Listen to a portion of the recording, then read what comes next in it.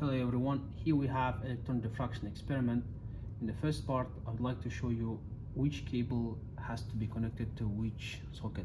So first of all, we have here from 0 to 50 volts, then here we have from 0 to 300 volts, and here we have just 300 volts, 6.3 volts, and so on.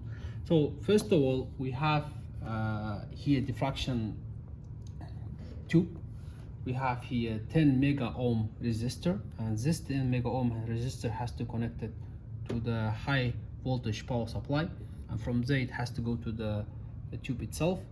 And then we have here cable which has to go to the negative 5 from 0 to 5 kilovolt to this socket.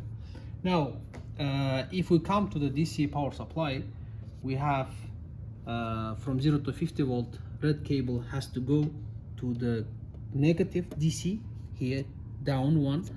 Then we have here negative DC, which this one red cable comes and has to connect to the G1.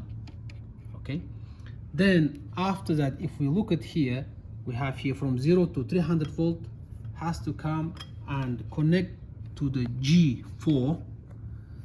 Then after that we have G2, which has to come and connect to 300 volts and 50 milliampere. Okay, then we have here the high voltage, high H 6.3.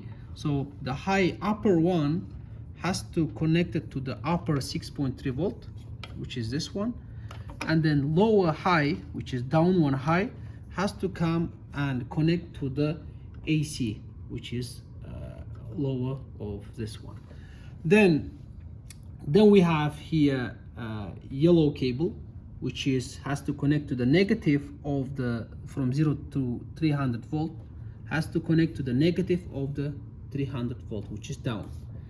Then after that we have this yellow cable, which has to from this part and has to be connected to the negative of the 300 volts.